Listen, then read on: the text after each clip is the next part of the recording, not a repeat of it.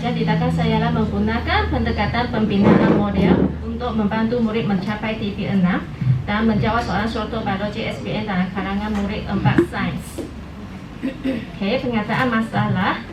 Okey, ada 2. Murid tidak dapat mencapai TP6 dalam pentafsiran bilik darjah. Murid lemah dalam menjawab soalan struktur biologi performa SPM. Okey, so objektif kajian, objektif umumnya ialah sekurang-kurangnya terdapat separuh murid daripada kelas 4 sains dapat mencapai TP6.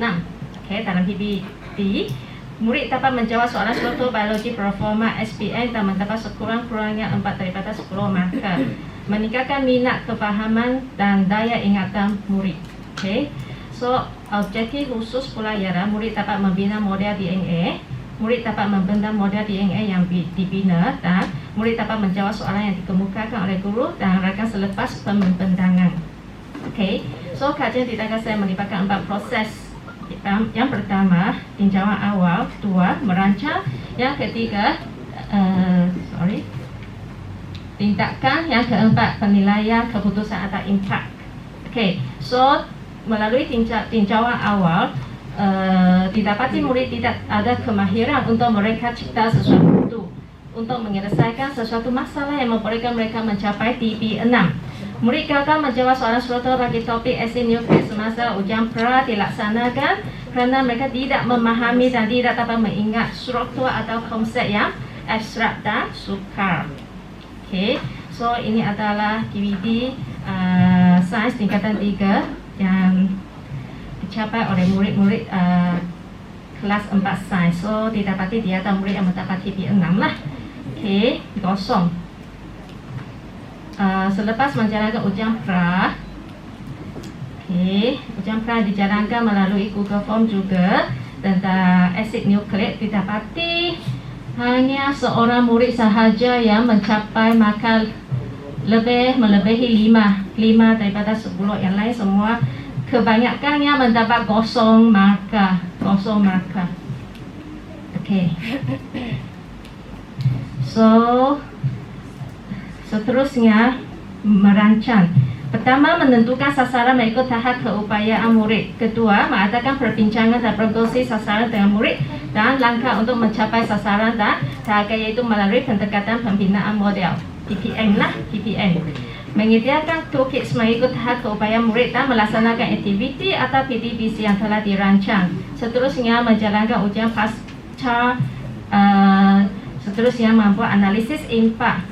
Okey, mari analisis ujian pasca untuk menilai keberkesanan kajian tindakan yang dijalankan, menilai TP, PPD, analisis sosial, soal selidik keberkesanan penggunaan pendekatan pembinaan model dan akhir sekali menjalankan refleksi. Okey, so seterusnya tindakan yang diambil adalah mengadakan sesi perbincangan dengan murid tentang ETR, sasaran yang perlu dicapai. Okey, so ETR yang ditetapkan ialah diharapkan terdapat 5 orang murid, sekurang-kurangnya ada 5 orang murid yang dapat mencapai TP6 dan sekurang-kurangnya murid sekurang-kurangnya boleh mendapat markah melebihi 5. Okey, selepas itu saya melaksanakan aktiviti atau PTBC yang telah dirancanglah, iaitu mula-mula saya mengadakan sesi perbincangan tentang ciri-ciri model yang dibina supaya murid dapat menghasilkan model yang menarik melalui thinking tools dan mengikuti tahap keupayaan murid. Inilah thinking tools atau toolkit yang saya guna mengikut tahap keupayaan murid. Okey, ini untuk tahap keupayaan yang rendah. Okey, bagi 2 ciri yang lain mereka kena isi sendirilah. Ini untuk tahap keupayaan sederhana, dan untuk murid tahap keupayaan tinggi tidak ada clue lah. Mereka kena fikirkan 5 perkara-perkara atau ciri-ciri yang perlu dipertimbangkan untuk membina model yang supaya model mereka nampak menarik. Dan ini adalah hasil perbincangan kumpulan. Okey, selepas itu murid dipimpin untuk membina model mengikut tahap keupayaan juga. Murid tahap keupayaan rendah dibekalkan dengan bahan. Murid tahap keupayaan sederhana diberikan link YouTube berkaitan pembinaan model DNA, tapi murid tahap berkeupayaan tinggi mereka perlu menerokai sendirilah. Okay, so after that murid mereka akan mula membina model dan membentang model yang dibina dan hadiri sesi soal jawab. Dan after that guru dan rakan-rakan sama-sama kita akan membuat penilaian. Okay, so ini adalah bukti semasa murid membentang model yang mereka bina dan sesi soal jawab. Okay, dan ini adalah contoh-contoh hasil kerja murid beraras tinggi model DNA yang dibina.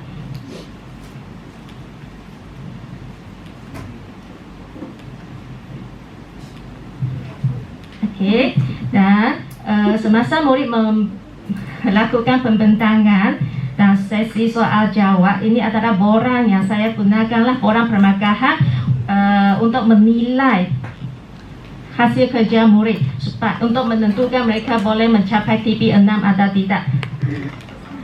Okay, so ini adalah borang-borang pemakahan bagi 10 orang murid. Okay, ini adalah ujian. Selepas itu ujian pasca dijalankan dan membuat analisis item. Okay, so akhir sekali saya mengkaji penilaian dan membuat penilaian data atau keputusan atau impak. So melalui keputusan yang didapati seramai 6 orang murid berjaya mencapai TP6 daripada mula-mula seorang pun tidak ada, kosong. Okay, dan ujian pasca juga menunjukkan peningkatan. Semua murid menunjukkan peningkatan, maka dalam ujian pasca semua murid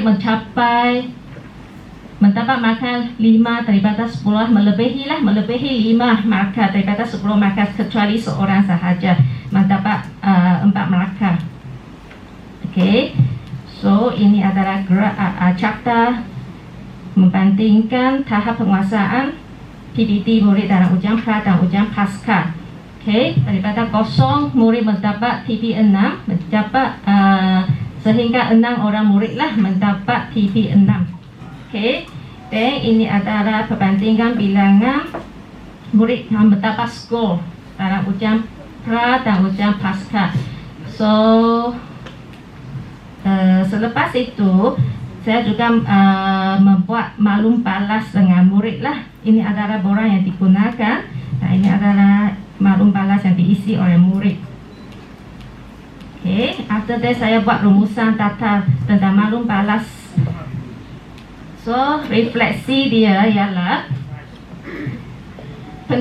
melalui pendekatan pembinaan model DNA ini, murid berjaya mendapat TP6. Membantu 6 orang murid mencapai TP6 dalam PBD.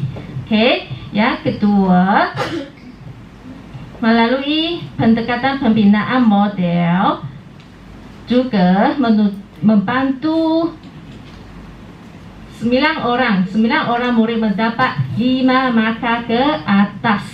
Membantu 9 orang murid mendapat 5 markah ke atas.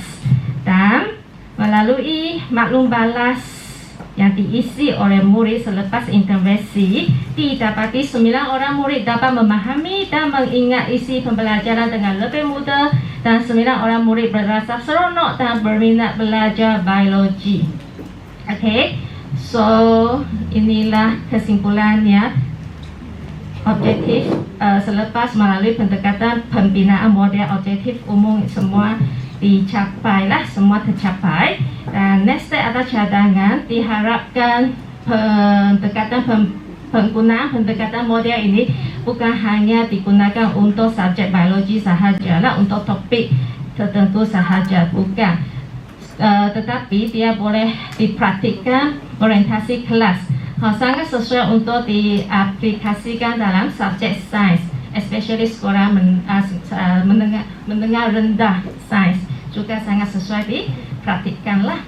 Okay, so itu saja tentang kajian tindakan saya. Terima kasih.